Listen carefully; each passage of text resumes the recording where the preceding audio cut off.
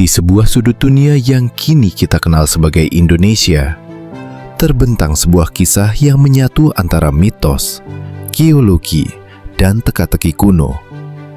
Sebuah kisah tentang daratan luas yang tenggelam ribuan tahun lalu, tentang peradaban yang mungkin pernah berdiri megah, lalu hilang tanpa jejak.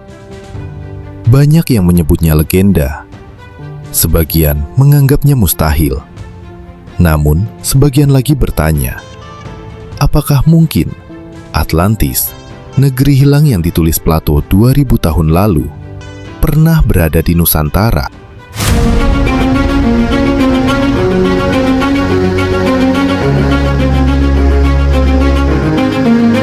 Cerita ini dimulai jauh ke belakang, sekitar 11.600 tahun yang lalu. Kala itu, dunia sedang berubah. Zaman es berakhir, es di kutub mencair, dan laut perlahan naik, menelan daratan besar yang disebut para ahli sebagai Sundaland. Sundaland bukan sekadar pulau seperti sekarang, tapi sebuah benua kecil yang menghubungkan Sumatera, Jawa, Kalimantan, hingga semenanjung Malaysia. Di sanalah, menurut sebagian peneliti alternatif, peradaban tua mungkin tumbuh sebelum akhirnya tenggelam.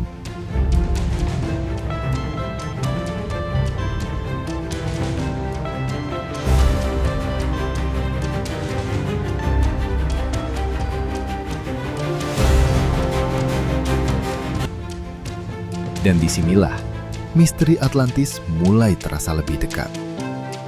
Plato menulis bahwa Atlantis tenggelam dalam 1 hari dan 1 malam yang naas, tepat ketika dunia mengalami perubahan besar.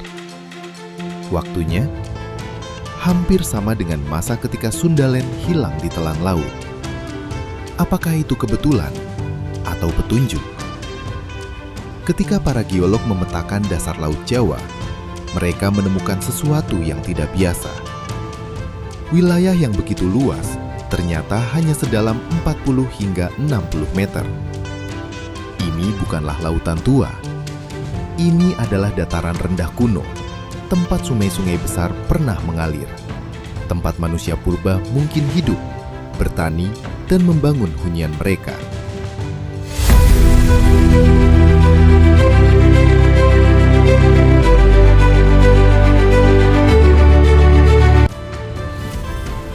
Lebih mencengangkan lagi, para penyelam menemukan gua-gua batu kapur di bawah laut. Gua yang hanya dapat terbentuk di daratan. Artinya, ribuan tahun lalu, dasar laut itu adalah padang luas yang hijau.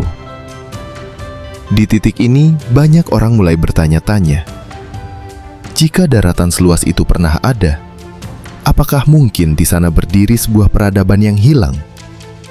Plato menggambarkan Atlantis sebagai negeri tropis yang kaya air, penuh sungai, dikelilingi kanal, dan subur oleh gunung-gunung api. Jika kita melihat Indonesia hari ini, tanah yang dipenuhi aliran sungai, dataran vulkanik, hujan deras, puluhan mineral berharga, semua gambaran itu terasa akrab. Indonesia berada tepat di cincin api Pasifik, salah satu wilayah paling aktif secara geologis di dunia. Tanahnya subur, tetapi juga rawan gempa dan letusan gunung. Bagi sebagian orang yang mendukung teori Atlantis Nusantara, kondisi ini bukan kebetulan. Sebuah peradaban besar mungkin pernah tumbuh di tanah yang sama suburnya dengan tingginya ancaman dari alam. Dan bila ancaman itu datang, gempa, letusan gunung, tsunami besar, lenyapnya satu peradaban bukan hal yang mustahil.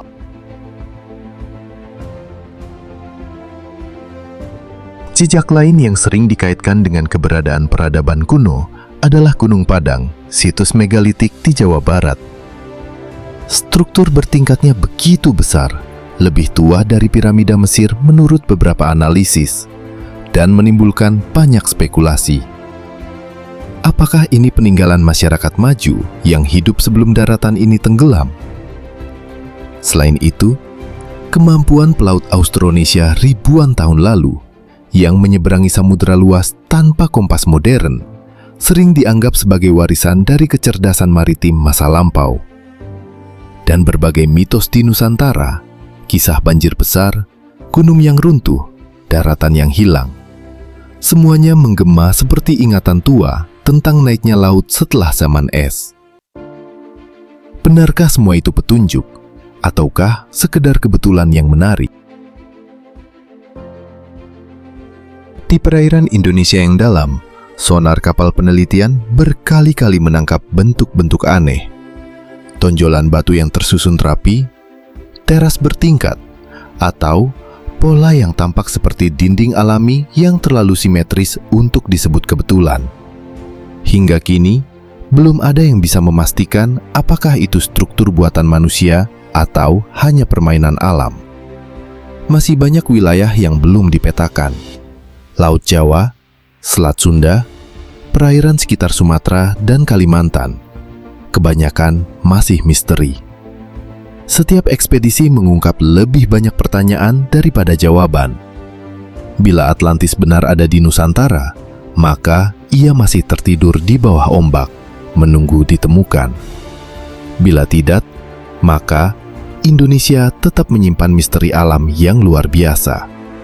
Tentang benua yang tenggelam, tentang manusia-manusia awal yang menetap di tepian sungai purba, tentang cerita yang tersisa di antara mitos dan fakta.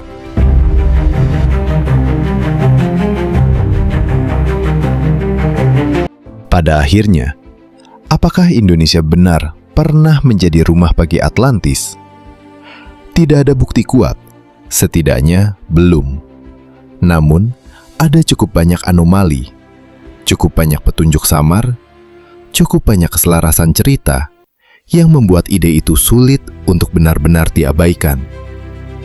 Mungkin Atlantis hanyalah simbol dari peradaban manusia yang rapuh di hadapan alam.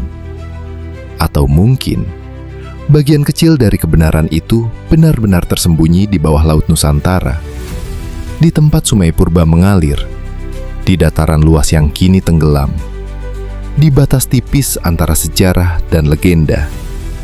Dan hingga misteri itu terpecahkan, Indonesia akan selalu menjadi salah satu kandidat paling menarik dalam pencarian peradaban hilang terbesar sepanjang masa.